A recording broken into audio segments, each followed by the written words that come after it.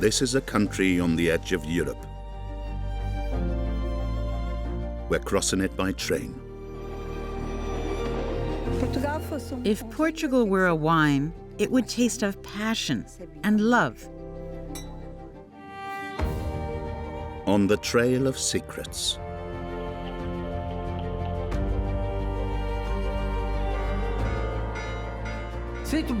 I feel good, and I can't stop. Journeying through the land of explorers.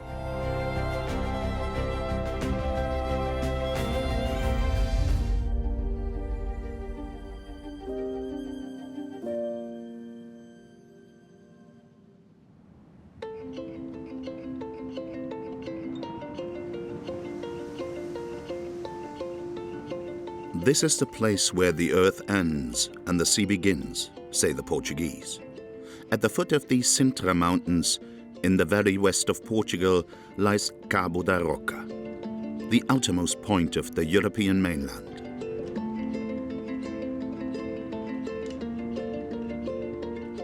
For many years, Sintra served as a summer residence for the Portuguese kings.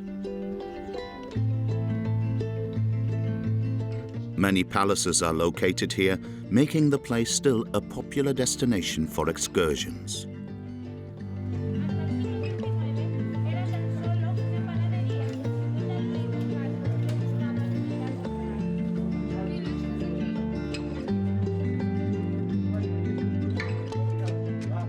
Tomé Mamelo has lived here for over 20 years. He is on his way to Casa Periquita, a place King Carlos I used to come to every day. The pastry shop is famous for its travesseiros and queijadas.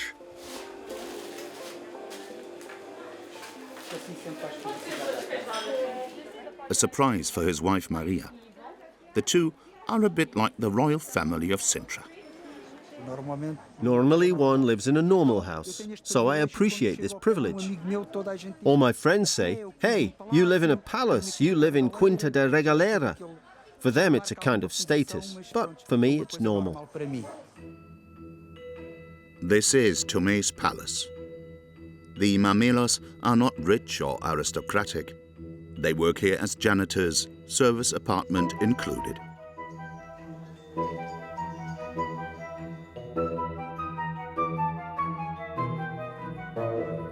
Quinta da Regaleira is a 4-hectare area with palace, park, grottos, fountains and bridges.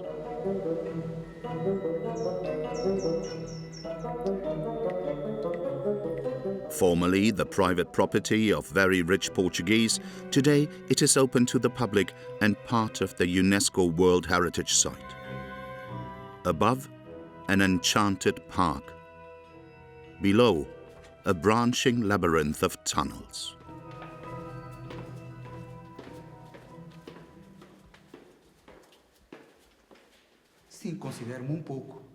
Sure, I feel a bit like I'm in paradise. This is no ordinary place. Do normal. A única coisa que eu não posso fazer para a situação não correr mal. The only thing I should avoid, so that things don't go wrong, is choosing the wrong path down here. Para sair pelo Paris tem que sair sempre pelas saídas à sua direita, nunca sair a meio do poço. 100 meters away, Tomé's wife, Maria, is cleaning. And not just anywhere either.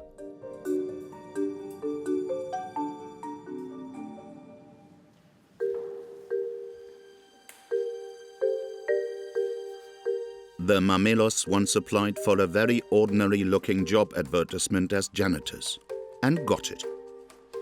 Before that, they were simple people. And nothing has changed.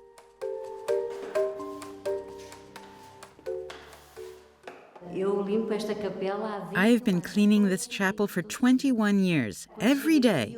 Every day. Whenever I come here, I pray. I'm religious. I'm grateful for all the good things God gives me every day. Que agradeço todos os dias o bom que Ele me dá. The two are the only ones who stay here when all the visitors are gone. Then the place belongs only to them. Look, what a great night. Oh, yes. Yes, that's Sintra.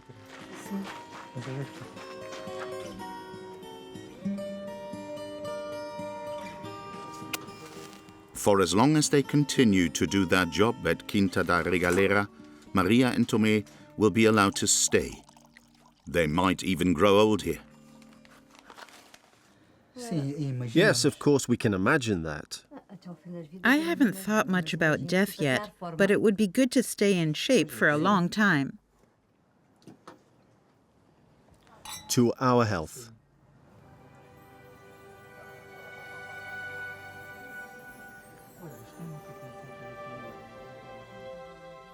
The next morning, our journey north starts here in Sintra. It goes up to Porto, then through the world-famous Douro Valley, up to the Spanish border in the east.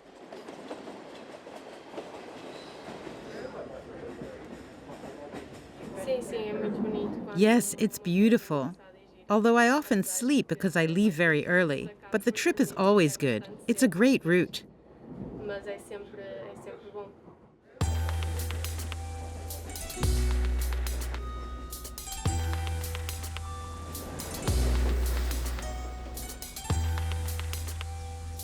Less than an hour's drive and we reach our next stage destination. At the time of the royalty, there was much more going on here.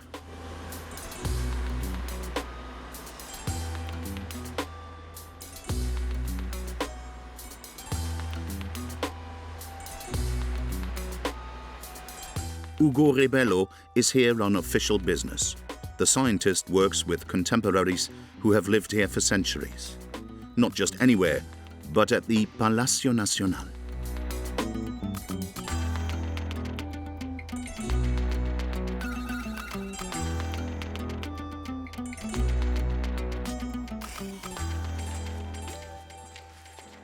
Ugo's offers an 18th century library.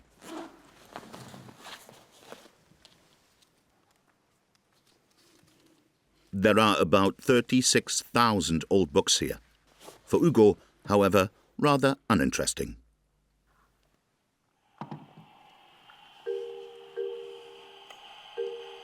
He uses the ultrasonic detector to pick up scent.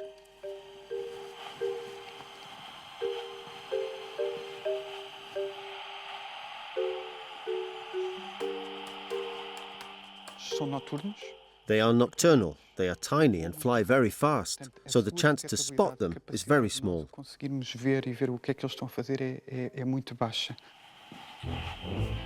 Ugo is Batman.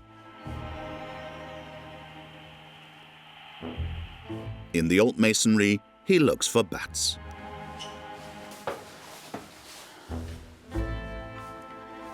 And they are here.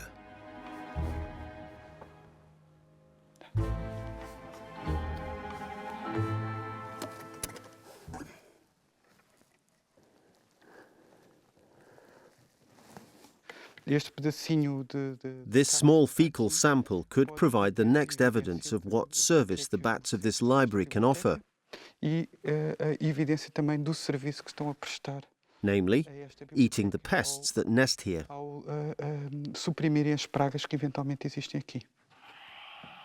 Vermin and termites that otherwise decompose the books.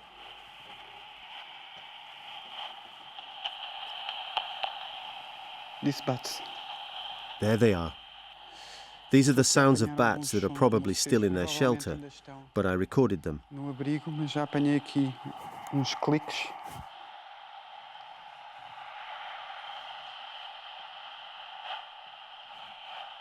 Estou a ouvir. Estou a ouvir. There goes a bat. That's the sound it makes just before it grabs its prey. Acabei de ouvir feeding buzz. This means the bat has just eaten here. Vou-te se alimentar agora mesmo aqui. The fact that bats have lived here for almost 300 years shows that they are helpful rather than a problem. Hugo, the bat researcher, has searched cautiously and found. Hugo and the night watchman are having a little chat. It's been a very busy night. Lots of animals, says Hugo. They wish each other a very good night. Sergio Correia, the night watchman, is not so squeamish. In fact, the animals are Sergio's soulmates.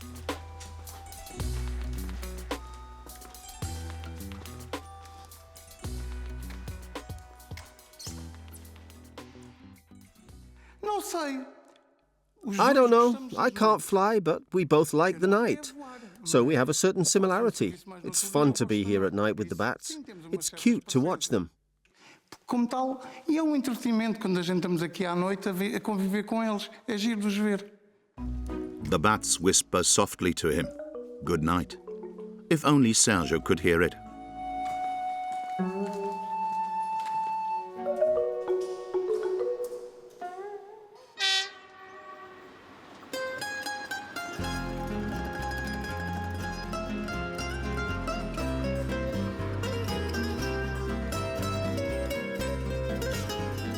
The train now crosses central Portugal on its way north.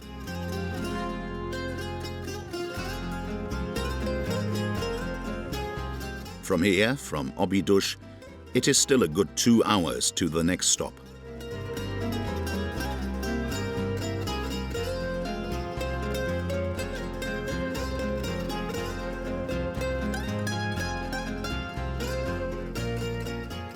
In the interior lies the former capital of Portugal, Coimbra, the oldest university city in the country, and the home of the fado. This melancholy music is a glimpse into the soul of the Portuguese.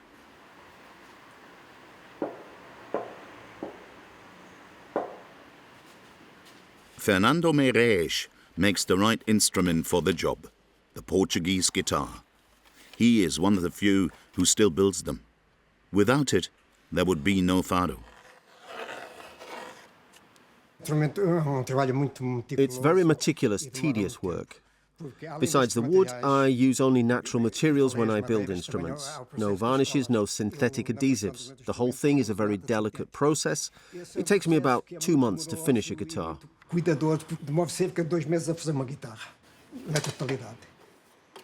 Such a fine piece costs 4,000 euros. But this work doesn't make Fernando rich. It's a passion. And musicians have a very unique relationship with their instrument.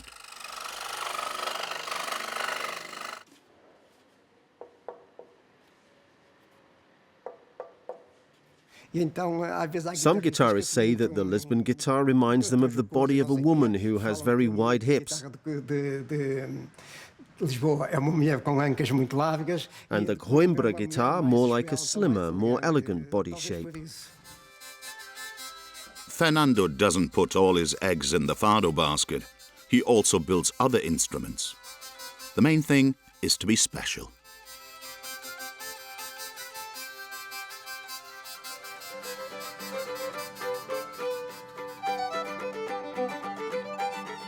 His fascination with old Portuguese music is something he's passed on to his son, Fernando Jr.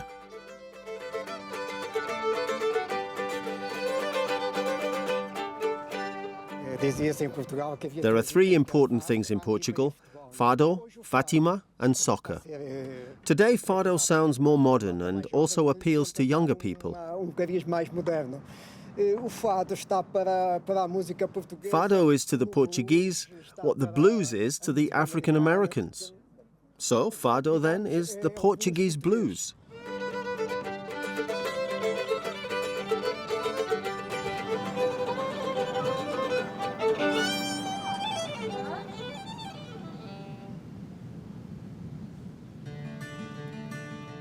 We leave Coimbra for a detour into a completely different world, to the far northwest.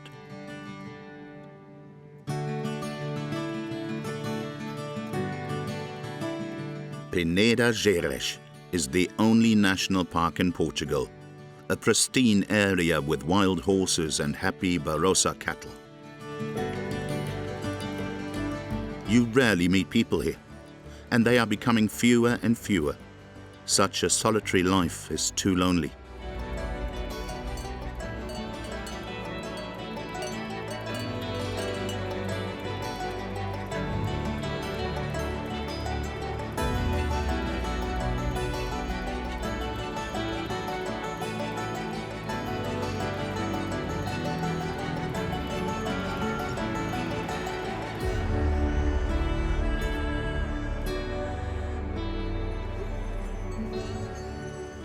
There are two who still want to stay here, together with their 250 goats.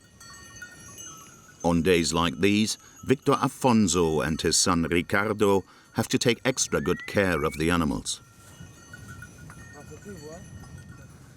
When the weather is particularly foggy, the wolves are most likely to attack, because then they can hide especially well, and you do not see them so easily. But it's quite rare because of the dogs. The dogs scare them off quite well. But when they attack, they really attack.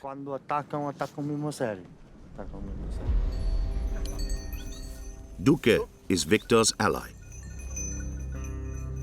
A Castro Laboreiro, one of the oldest breeds of dogs in the Iberian Peninsula. He can smell wolves.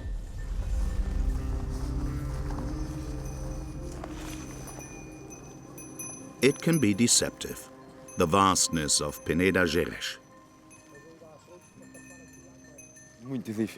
It is very difficult. In fog, you can get lost in the middle of the mountain. It's enough to go a little to the right or to the left or back, and you no longer know where you are. And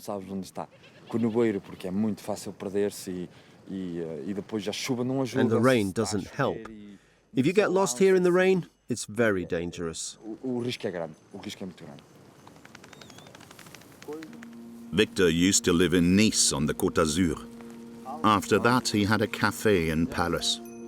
But there was always the desire to return to his homeland.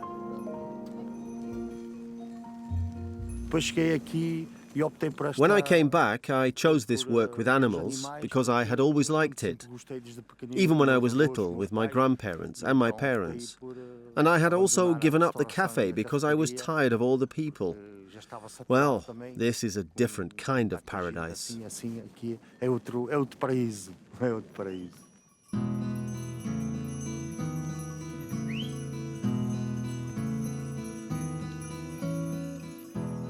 Today, the wolf left them alone. Victor spends every day with his goats in the mountains.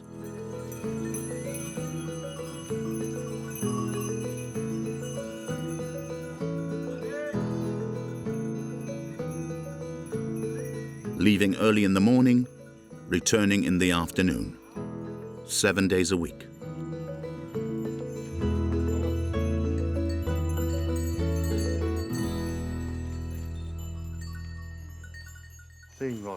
Yes, I like it. I love it. But tomorrow is one of those special days when I'm not with the goats.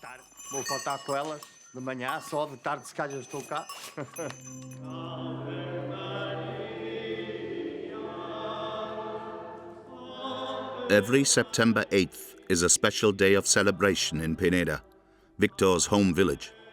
This is the culmination of a 7-day Catholic celebration in the village.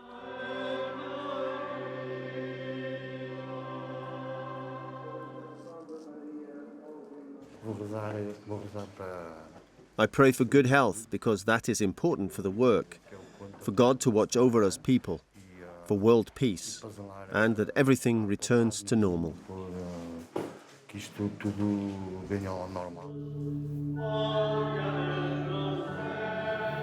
The Portuguese are pious. Pilgrims from far and wide come here.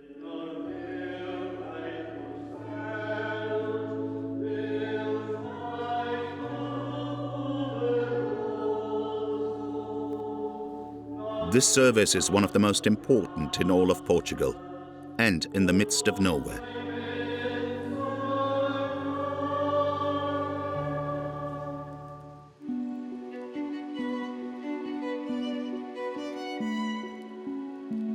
Peneda-Gerês, the green oasis.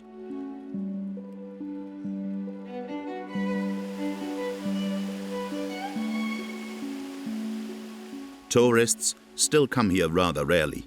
It's almost a miracle that this region has kept its magic to itself.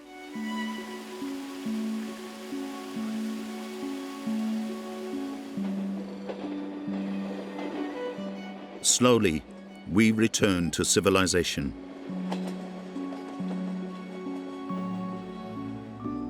Here too, in Braga, the people claim to be particularly Catholic.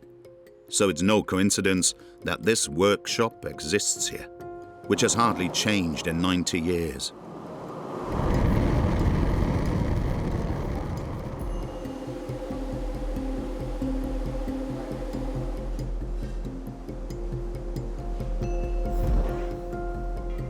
Carlos Jerónimo is the boss of Portugal's last and only bell foundry.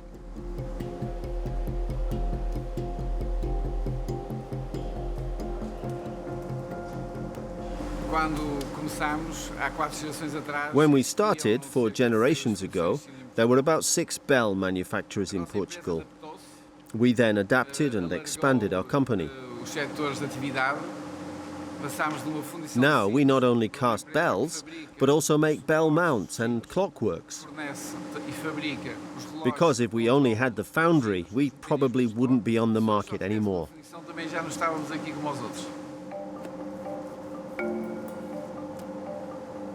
First, a mold for the bell is built from clay. If José fluffs it here, the actual bell will later ring off-key, or not at all. 2 screws are inserted here. The template is then attached to them. We turn this around. This is what we call the grill. The mold is then fired on this.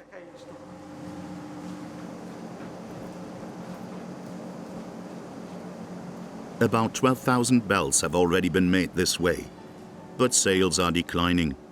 There are cheaper goods on the market, produced faster, because the churches also have to save money.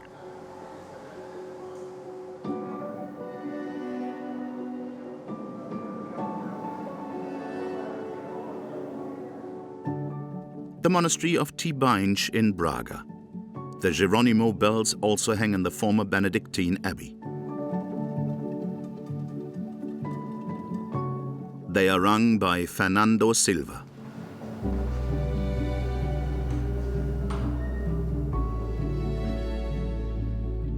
One of the last bell ringers of Portugal. He has been ringing the prayer bell here for ages, even at the age of 85.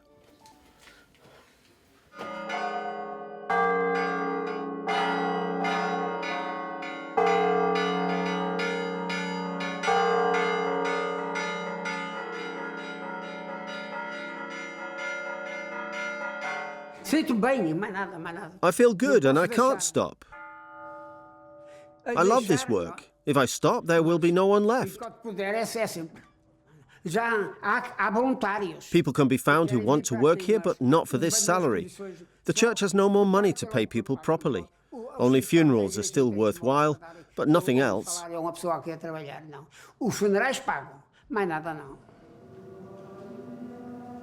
The most pressing problem, however, is to be solved by Carlos Jerónimo.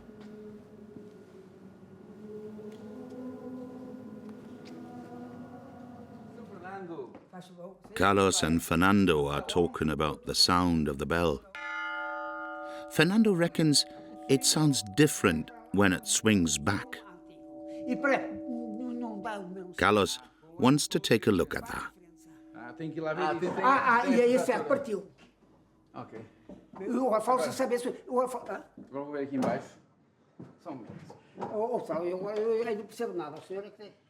Carlos reckons the problem is that the clapper isn't centered. Watch out, Fernando says. You're not secured.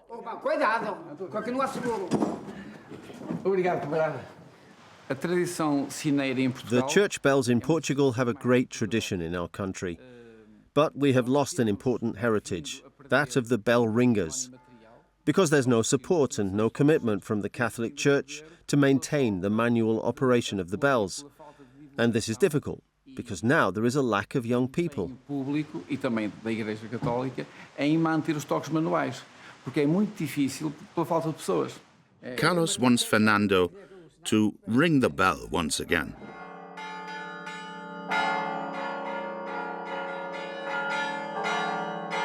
As long as Fernando still has strength, the bells in Braga will ring.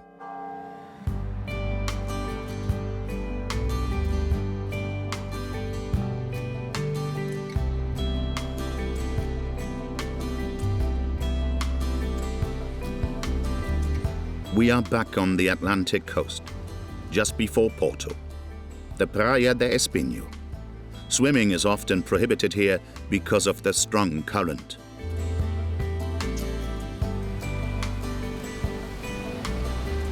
But most people here don't care about that, because surfing is allowed.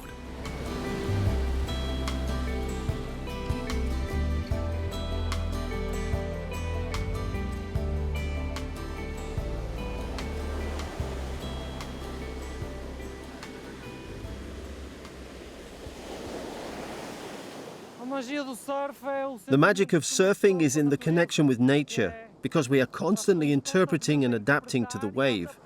It's very relaxing. It's hard to put into words. Surfing has long been part of Portuguese culture.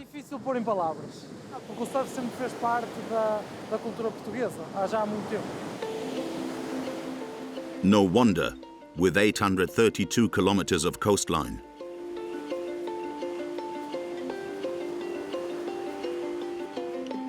Ricardo Marques takes us to Porto. Nearly 2 million people live in the metropolitan area in the north.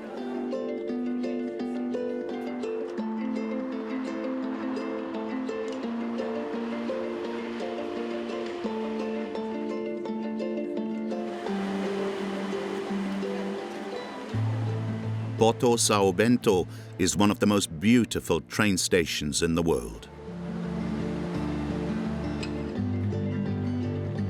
Ricardo's hometown, like the entire country, is still suffering from the harsh austerity measures which followed the 2008 economic crisis. Things are slowly picking up again.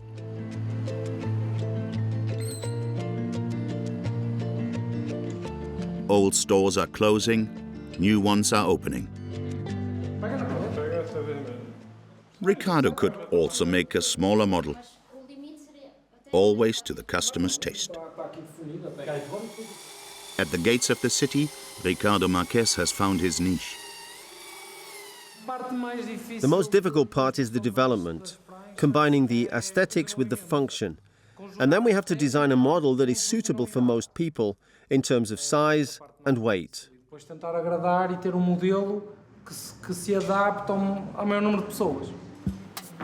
As a surfer, he has a heart for all those who live far from the water, so to speak.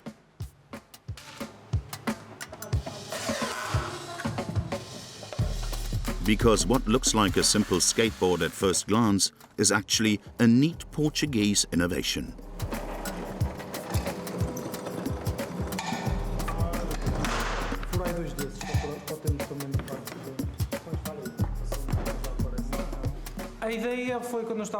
The idea was born on the beach when I was standing there looking at the horizon and thinking, I'm surfing here, but how about adapting surfing to skateboarding so as to bring surfing to the street?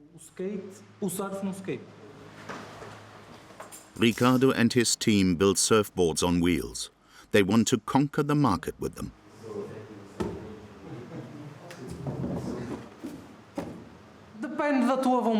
That depends on your ambition and on your way of doing things. But hard?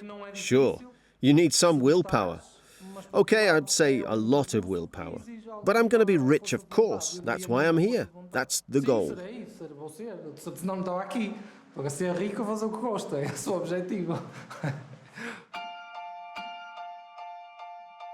They regularly invite the community to try it out, to surf in the middle of the city at the Casa da Música concert hall.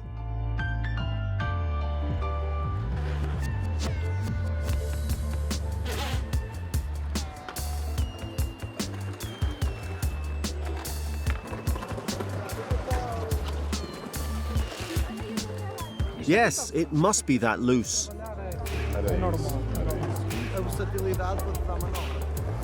Technique and movement should be the same as on the water.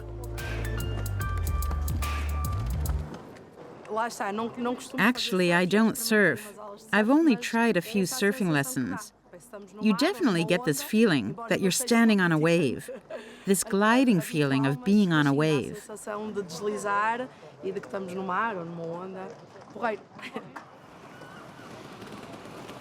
For Ricardo, his small startup has brought the perfect work-life balance.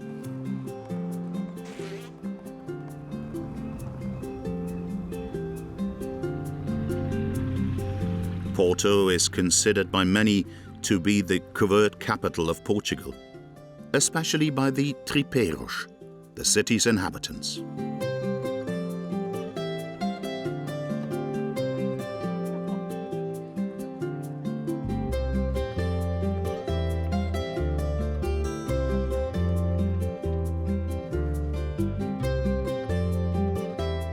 The Douro River leads us further east. Here lies the valley that bears its name, the oldest wine-growing region in the world.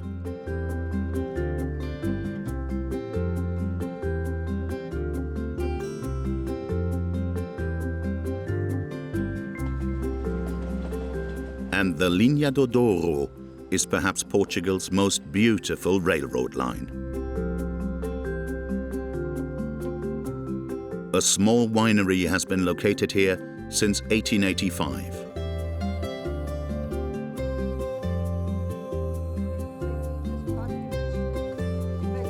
Laura Regoeiro is the family heiress of Quinta Casa Amarela. She is at home here. In fact, I like to say that these vineyards are my garden. Here I pick these flowers and leaves that have such wonderful colors. It is the sixth generation to make port wine and is rooted here.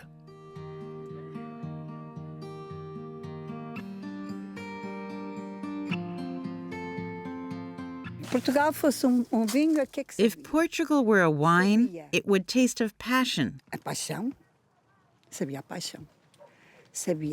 of love, and of home. The Douro Valley is characterized by different climatic zones. This makes growing grapes in this region difficult.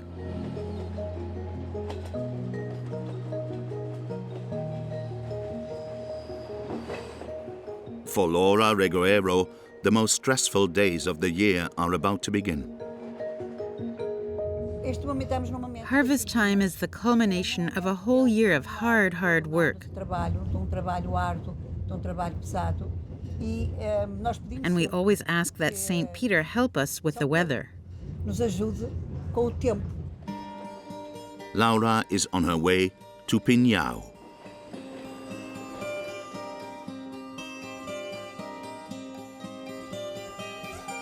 Since time immemorial, a small traffic hub, because from here the port wine was once transported to the cities.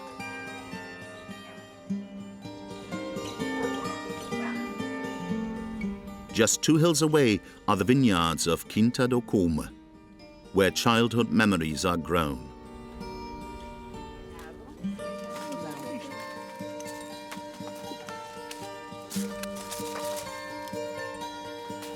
Jorge Tenero grew up on a vineyard, and in acquiring his own vineyard has fulfilled a dream. Being a surgeon, he normally stands in the operating room, but not today. The weather here can hurt or help us a lot. These rains of the last few days have allowed the grapes to ripen. Now we have to harvest them very quickly because more rain would spoil the harvest. That is why we are now under time pressure.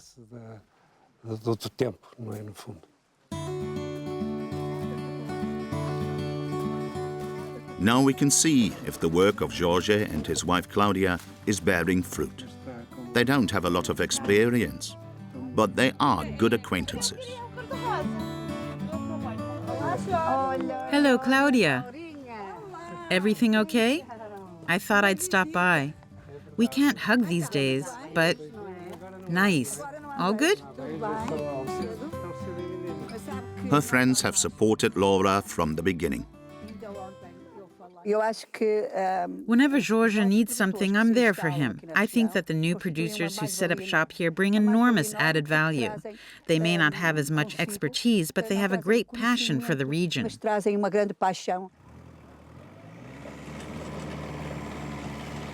For Jorge, this is not just a few hectares of land. Above all, it's an investment in the future. This project has brought our family even closer together. Family is very important to us. Claudia and I want to leave a legacy for our children.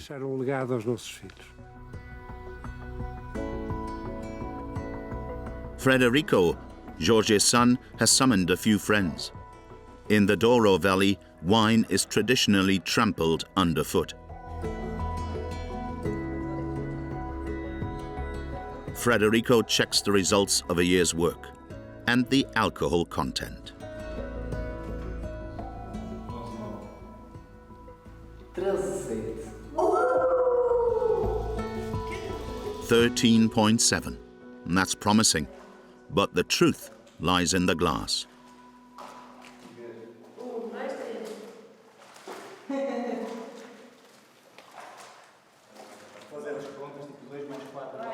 The grapes have really good alcohol and acidity, and they're very productive. I think it will be a good year.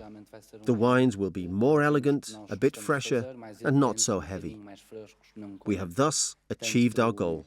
Não tão cansativos, acho que realmente vamos conseguir esse objetivo este ano. And now, Frederico also has a reason to celebrate.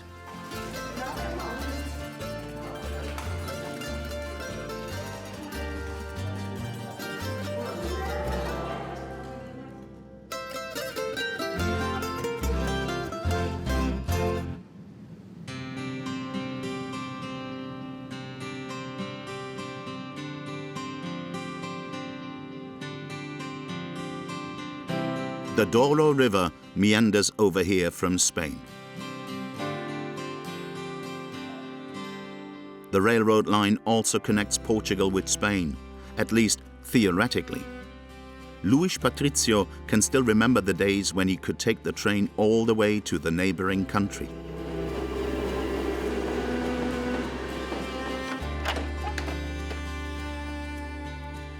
Today, there is still a train, but only on the Portuguese side.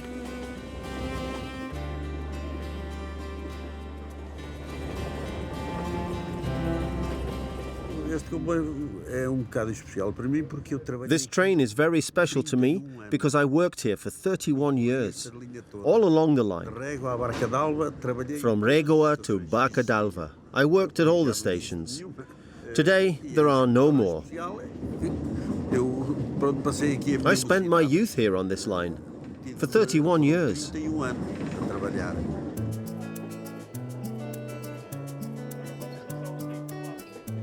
The Linha do Douro is now a dead end.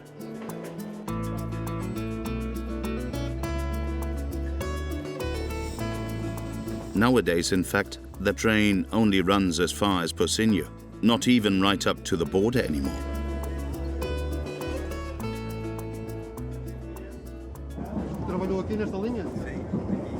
The conductor is interested to know whether Luis worked on the line. And of course, he even was a station master. Things have changed, but the landscape is still the same. They arrive in Pocinho, the end of the line, at least for now.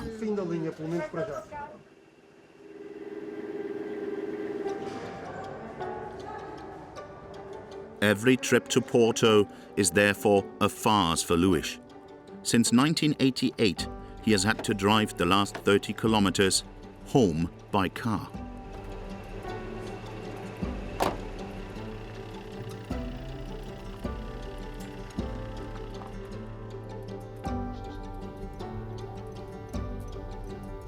Luis lives in Barça d'Alva, right on the Spanish border.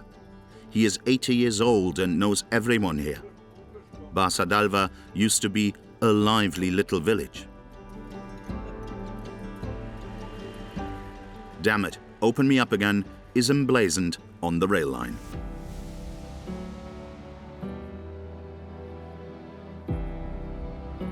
The old station is also waiting eagerly.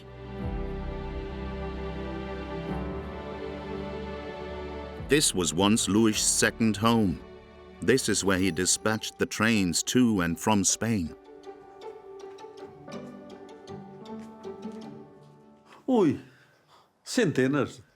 Hundreds of times. Here in front was the customs office. There, the passports of the passengers were collected and later returned. And back there was the waiting room. Then the station master's office. And next to it, the waiting room for the first class. And back there was the restaurant.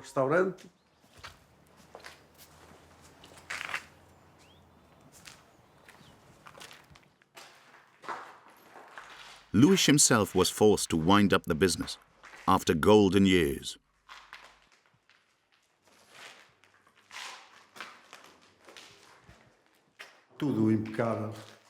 Everything was immaculate, everything accurately painted, everything nice and clean. There was an employee here who was a customs officer herself who cleaned every morning. Before the employees came, she cleaned everything. The Spaniards are to blame for the decline. The 100th anniversary of the train line was still being cheerfully celebrated. And then from one day to the next, closing time.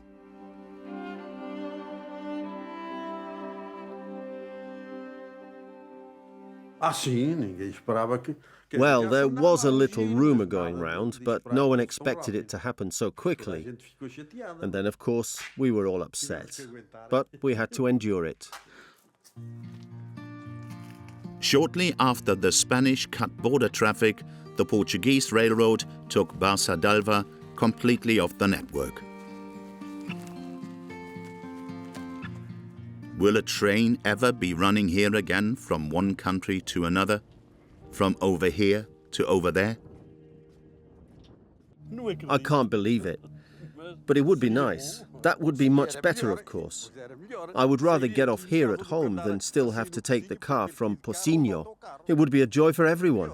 But not until I see the train. Before that, I won't believe it.